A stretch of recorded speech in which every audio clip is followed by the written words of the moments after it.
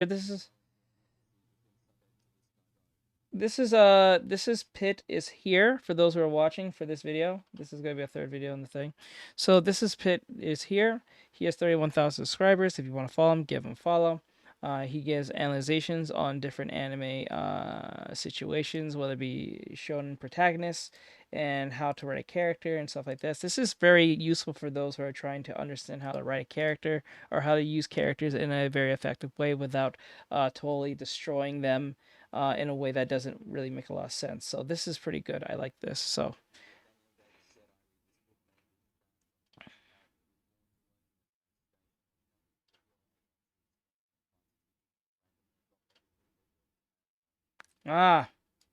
set. I think it was Ninjago, maybe Chima. I generally don't remember. All that really mattered was the most important part of the set. A single minifigure. I took that thing everywhere. I cherished it. So when one of my underclassmen asked to borrow it, I honestly don't know why I said yes. Looking back on it, it was an objectively terrible decision. But the deal was simple. Just one day. The next day, he came to school and told me he had buried it in his backyard. I told him to dig it up, and to no one's surprise, he gave me a half-assed story about losing it. Just like that, my favorite minifigure was gone. In all honesty, I guess I wasn't. Wait, whoa, go back. What just happened? I'm still confused. I'm sorry. I was in my own world. That surprised. He was looking back when asked to put that thing everywhere. I cherished it. Oh, so okay. when one of my underclassmen asked to borrow it, I honestly don't know why I said yes. Looking back on it, it was an objectively terrible decision. But the deal was simple. Just one day. The next day, he came to school and told me he had buried it in his backyard. I told him to dig it up, and to no one's surprise, he gave me a half-assed story about losing it. Just like that, my favorite minifigure was gone. In all honesty, I guess I wasn't that surprised. I didn't trust the guy much in the first place, so giving him the figure was already a terrible idea. The figure isn't the point though. What caught me off guard was an almost gratifying feeling. That sense that you're completely in the right and someone else is completely in the wrong. If I forgave him, I would be altruistic. If I retaliated, it would be justified.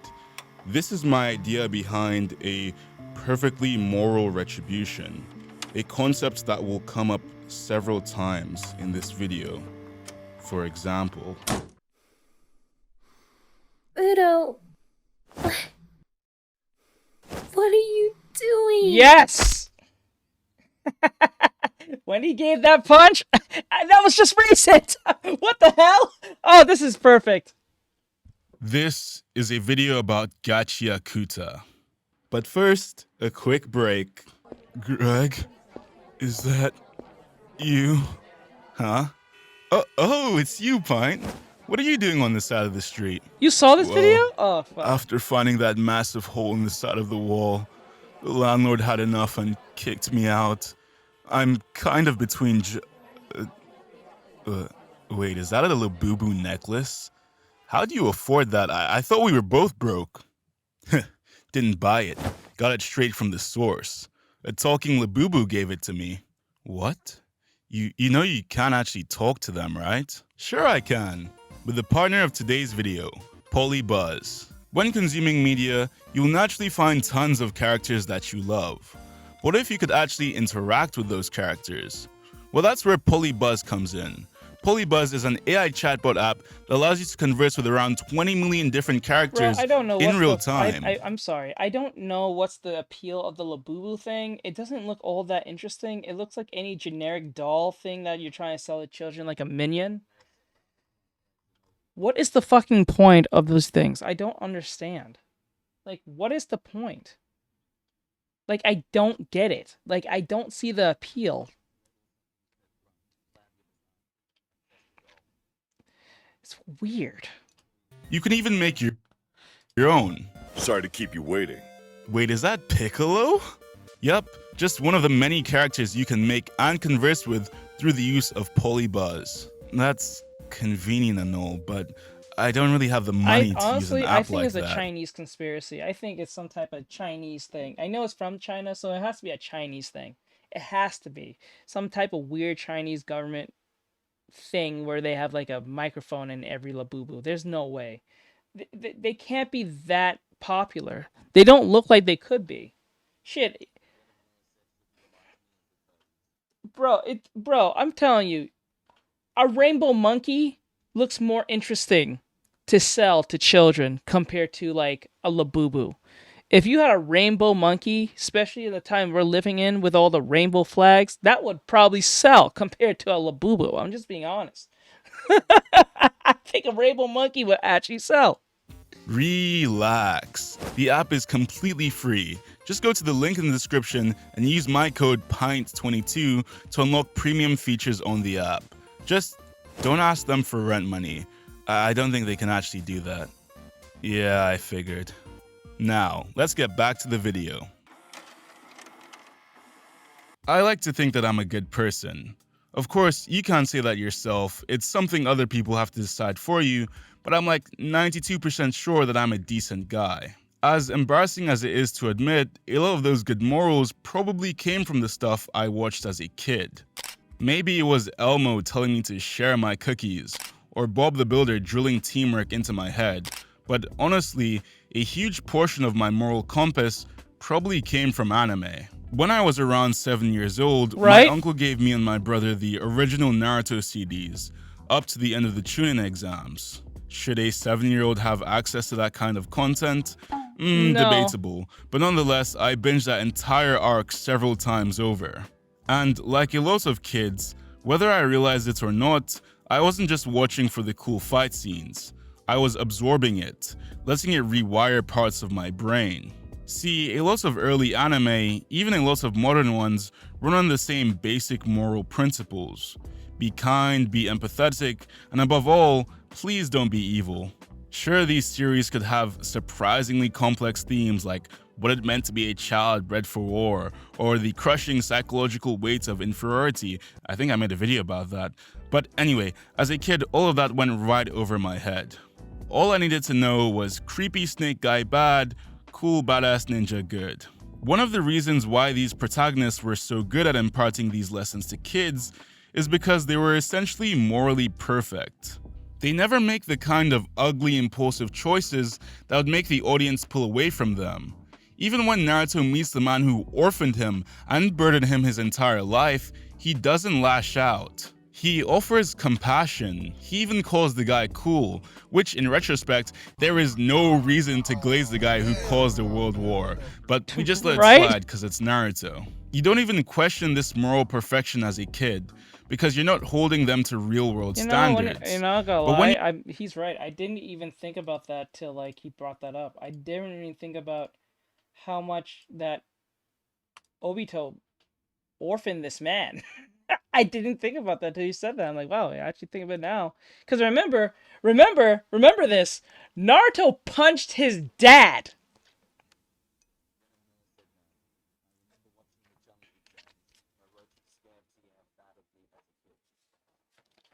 Naruto punched his spirit ghost dad. Remember this. But he didn't punch his spirit ghost mom. That's weird. That's fucking weird. Ain't that weird? But he didn't punch the man who actually took both of his parents. That's crazy. When you do, that perception starts to crack. And don't get me wrong, I'm not saying modern shonen protagonists have suddenly become immoral. Far from it. But for the most part, with a few notable exceptions like Denji, these characters still push to do the right thing. That innate desire is still there. What's changed is how the narrative treats that desire.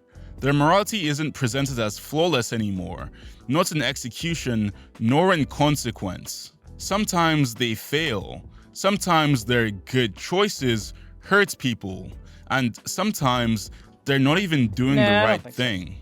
I've already made an entire video about stories that punish characters for trying to do good, watch it, so I won't bother rehashing that here. No, today's focus is different. It's not about the punishment, but about the execution of morality, about the way a character's pursuit of justice can look far different from the clean, idealized image we grew up with. And to make sense of that, I want to begin with a counterpoint.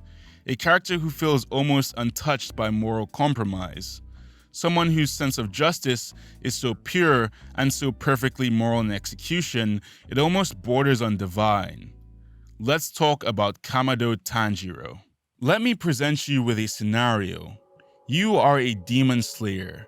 Your duty is simple. You kill demons. And today, you face one of the most vile and sadistic ones you've ever encountered. It hides somewhere in the mountains, pulling on invisible threads. Those threads snake their way onto people's bodies, living or dead, and turns them into unwilling killers. Limbs bend the wrong way, and you can audibly— Oh, Sakura. Let me see. The man I'm watching my exams and the fuck I as a kid. It was just interesting. It's weird that is it weird that Sasuke was just my least favorite character? I'm sorry for interrupting. Honestly, I still don't like Sasuke. They did Sakura dirty in the anime. In the manga, she was more a rounded out character. She didn't even glaze Sasuke. Okay. Yeah, they tend to do that sometimes with some characters. They don't stay too. Yeah, I think that was the case. Yeah, I think that was the case. hear the sound of joints snapping and tendons tearing. One fighter still breathes despite bones ripping through their skin. They describe to you the sensation of every step forcing shattered bones deeper into their organs. They beg for you to kill them. And when the demon tires of its playthings, it discards them like broken dolls. All at once, these people are killed with neither remorse nor hesitation. But finally, you reach the demon. It is cornered. It is helpless. Its threads are useless without bodies to control. This is the moment. This is justice. You could make it suffer. You could take your time. No one would fault you. It would be a perfectly moral retribution. But you are Kamado Tanjiro, so you don't. You granted mercy, and with one clean strike, you slay the demon without even the slightest hint of suffering. And in its final moments, you even offer it peace. Because Tanjiro is not you, and he certainly is not me. He is a morally perfect shonen protagonist. Characters like Tanjiro don't really serve to highlight the complexities of human nature as much as they do to embody ideals. He's less of a flawed, evolving person, and more so a collection of virtues. And no matter how intense the situation becomes, he never abandons those traits. This is by design. The author chooses to protect that moral absolution above all else, even beyond realism. Stories like Demon Slayer don't exist to explore what a real person would do. They exist to highlight what the best version of a person would look like. It's a purely aspirational form of storytelling. And this isn't unique to Tanjiro. From Naruto to Asta to Natsu, a lot of shonen protagonists are built the same way. Not as portraits of human beings, but as walking ideals designed to inspire. They'll never bend to the pressure or make choices that cannot be justified. They simply exist to be proof of the right thing to do. But ideals are safe. They cannot be corrupted because they were never flawed to begin with. Don't get me wrong, I love idealistic heroes, but art does not exist to be uniform. Every now and again, you need something that breaks the pattern, and that's where a character like Rudo comes in. Rudo is built on something far messier than moral perfection, and unlike Tanjiro, whose purity is never tested by the narrative, Rudo is a character who breaks. Let me present you with a different scenario. You're deep into an expedition into no man's land. Rumor has it, there is a woman out here who holds information that you desperately need. You fight your way through brutal, twisted beasts, but eventually, you and your party reach your destination, a looming tower on the horizon. The woman welcomes you in. You expect answers, you expect reason, but almost immediately something feels wrong. Her voice, her mannerisms, the way her eyes linger, the topics she asks to discuss. What you don't realize is that her I love the fact this was the latest episode. I don't know if how recent is this video? It was a month ago. This was the latest episode of Gachiakuta. That was what makes this crazy. ability This is just uncanny on how coincidental we're watching this video. is already in play. One of your teammates is fatally wounded before you even realize you're under attack. The fight is ugly. Her powers tamper with the heart to make you and your allies turn on each other. You all see things you never wanted to see again, but somehow you manage to subdue her. She sits on the ground, now disarmed and cornered. That's crazy. This is the moment. This is justice. You could make her suffer. You could take your time. No one would fault you for it. It would be a perfectly moral retribution. But taking a moment to think, she is just a girl. Small, fragile, clearly abused. There's something broken within her. Nah, fuck that. Because it was a dude doing this, he would already be killed. Venom Miller says I really need to rewatch or reread Naruto. Bro, I'm telling you now. Fuck that. If this was a dude who was crazy and he was like creepy as hell towards the women, same broken mind, but was towards the women, he'd probably be dead. Let's call it for what it is. Bro would have been probably offed if this character would have been off if it was a dude who was an incel, overweight, ugly, and everything under the sun with the same type powers. And then he was creeping on the women that came there. Bro would have been dead. Let's call it for what it is. So I have no real problem with Rudo putting hands on this one. To a degree. It was shocking, because I didn't expect it to happen. But I'm telling you, I'm not that much upset about it. Hey, you can't throw a nuke at me and not expect any retaliation. I'm just calling for what it is. I don't care. I'm telling you. And after all, no one in your party actually died, right? Venom Miller Yes. asks, is it a good read? You should take your time. Hell yeah. Ask for the information you came here for, because that would be the better thing to do.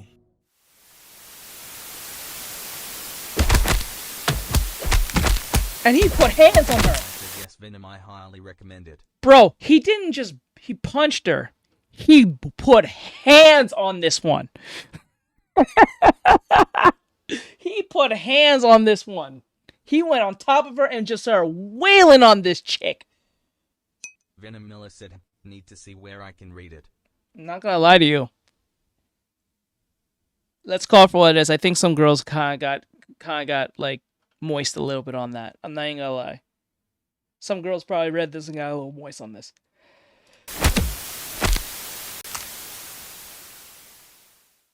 This is the moment that cemented Gachiakuta as something special to me. Usually, you're always on the side of the shonen protagonist. Sure, they might make a questionable choice here and there, probably for the obligatory third act breakup, but those moments are either not entirely their fault, or so minor that they can be forgiven in a couple episodes at max. But watching a protagonist beat down on a small, defenseless girl in front of them, that was bold, but it was also incredibly uncomfortable. Most importantly, it was like anything I'd ever seen in a shonen series. For the first time, I was watching a main character not just falter, but display a kind of cruelty you're not supposed to see from a hero. I winced at Rudo's actions, I grit my teeth through the sequence, and the reaction was intentional. The author made sure to make me feel that way. It's interesting to juxtapose this moment from other Let's just be clear here. The author's a woman. It's not some dude who just wants to put his hands on some woman theoretically. A woman wrote this. She is the author. She helped make... She was one of the assistants on, I think, Soul Eater and Fire Force, if I remember right. So, yeah. She went nailed the tooth on this hoe. And then she also said in an interview that Rudo is all of her. Her representation of any of the characters, she's more closest to Rudo. Rudo's her. So, that tells you that she will put hands on a bitch if possible. Turn out that hoe. shonen, because obviously, Rudo isn't the first protagonist to commit a morally reprehensible act. Eren Yeager... Wait, what was it? 1-800 choke that hoe? There we go. Someone please go 911. Said stop him rolling on the floor laughing emoji. Here is an obvious example. A man who sets into motion events that wiped out 80% of humanity. But one interesting thing about cruelty in fiction is that skill doesn't always determine impact. A world-ending atrocity can feel distinct and abstract, but something smaller, more personal and human cuts far deeper. I'm sure you've never seen a guy wipe out 80% of the population by himself, but we've all probably seen an asshole hit a girl. You scare me. And that's why this scene works the way it does. It's the proximity. We're not watching abstract consequences. We're watching a person in the here and now make the conscious choice to be cruel. That's not something shonen protagonists typically let you see, and that's exactly why it lingers. Miller said the bot doesn't like caps. Yeah, it doesn't like caps. From the very beginning, Rudo is framed far differently from other shonen protagonists. Honestly, his background isn't incredibly unique. He still has the familiar foundations of a harsh upbringing, being ostracized, before later awakening to a mysterious and powerful ability. It's the quintessential shonen startup. But where most heroes take that setup towards a journey of redemption or greatness, Rudo's path veers sharply in another direction. Take Naruto, for example. His journey is about reframing himself in the eyes of those who shunned him. His goal to become Hokage is a rallying point the audience can fully and comfortably invest in. We want him to succeed because his dream is noble and rooted in qualities we can all agree with, so we strive alongside him. Rudo's starting point is far less quaint. After being falsely accused of murdering his adoptive father, Rudo's immediate goal is simple: kill everyone who ever wronged him. This isn't a dream the audience can so comfortably root for. It's too emotionally raw and far too morally flawed. Unlike the clean, predetermined ambitions of other shonen protagonists who seem to know their life's callings by the age of 9, Rudo's objectives shift and evolve. They're reactive, born from the moment rather than some agreeable ideal. Then, if that's the case, Rudo is not only just a different type of shonen protagonist, he's a YN. Then any boy at this time can relate to this man. Let's call it for what it is. Whoever greenlighted Gachiakuta was right. They knew exactly when to let this show out. They knew exactly this was the time to let this show out. Then Rudo's a YN. It is what it is. He's a YN. The samurai said on particular mouth. Straight up. That's where we get to the heart of what makes Rudo so compelling. Rudo is not some morally perfect hero carving down a straight path towards a destiny they've always envisioned. He is a traumatized and immature child learning, often the hard way, what the right thing even is, and growing in a world that will not hand him easy answers to those questions. That constant push and pull shapes his morality in a way you rarely see in other shonen protagonists. Therein lies where Rudo's moral compass becomes interesting. Like countless other shonen protagonists, Rudo has a strong sense of justice. But where he differs is in the foundation of that justice. Put simply, Rudo's character is built on sheer pragmatism, not idealism. You can see this difference most clearly in how he fights. Rudo focuses far more on inflicting suffering than other protagonists. His methods are harsh, physical, and deeply personal, in part because he's still an immature kid. Many other protagonists talk about defeating the villain, and that's it. Their enemy's defeat is all that's needed to satisfy them. Rudo, on the other hand, will openly admit he wants to beat the shit out of whoever wrongs him. Because to him, it's not just about neutralizing the threat, it's also about making them feel it. It's a mindset we rarely get to see in Shonen, and it's a far more— Bruh, I'm all for it. We need an antagonist like that. I'm all for that at this moment. I'm all for it. I'm gung-ho. I love Gachiakuta. I think right now, it's straight up. Pretty accurate NGL. I need it. I love it. I love Gachiakuta. Venom Miller said Black Air Force energy. Straight up. More interesting one. But while satisfying at some points, we get to see exactly why this isn't an ideal with moments like that of Amos. Moments like this are framed as deeply flawed, just as they should be. Acting out on emotion, even if based on justice, isn't the right thing to do, and the story doesn't shy away from the horror of this moment. But one of the best aspects about Gachiakuta is that our protagonists are allowed far more agency to be flawed, even repulsive, than most series would dare to show. And that's the real shift Rudo represents. A morality that isn't about being pure or ideal. Rudo's is a morality that has to grow, to make mistakes, and to be earned. That's the key difference. Characters like Tanjiro show us the ideal, the version of justice we'd all like to believe works in every situation. But Rudo shows us the mistakes and the compromises, the things that go wrong and the things you should strive to get right. And that more personal, imperfect framing matters, because while Tanjiro's perfection can inspire you, Rudo's flaws will actually teach you something about yourself. So, what happened with the kid from the beginning of the video? Well, I'm pretty sure I punched him in the gut. Yeah, Naruto taught me kindness is cool and all, but it also taught me that it feels nice to punch people. We scrapped for a bit, but I never got that Lego piece back. It's probably still gathering dust somewhere in his house right now. Obviously, that was the wrong choice to make. And I do wonder if I'd grown up seeing more characters make the wrong decision and then learn from them, would I have done things differently?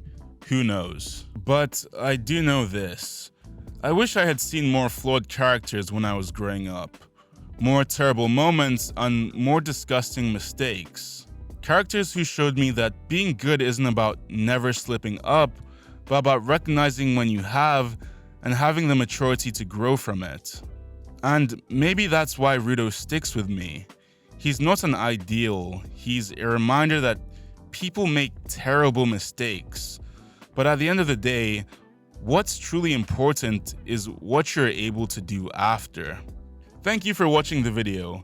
In unrelated news, I finished setting up the Discord server. Alright, so that was Pint. Is it Pint? I keep saying Pit. I don't know why. That was PintIsHere. Good video. Enjoyed that. Love me some Gachiakuta. So this was kind of awesome that we got to see this scene, which is funny because it was literally the last scene, the last episode that passed last Sunday. So it's kind of cool that I'm not only was up to date with this before, but it was cool to see that it was a shocking moment that everyone thought it was shocking that he punched her in the face the way he did. But then again, it was justified to a degree, I could say, because if this was a dude, he would probably be dead. Anyway, so let's go on to the next one. Give like, follow, share, comment to the reaction channel. This will be on it. I said coincidence, I think not. I didn't know this. This is crazy. It's crazy that this was a month ago. Oh, it was made a month ago. Download Poison now. Poison now is search and premium feature. Certain protect is nothing ideal. I don't know what that is. Anyway, so yeah. So with that said, I'll see you guys in the next one. Thank you for watching. I'll see you next. Bye.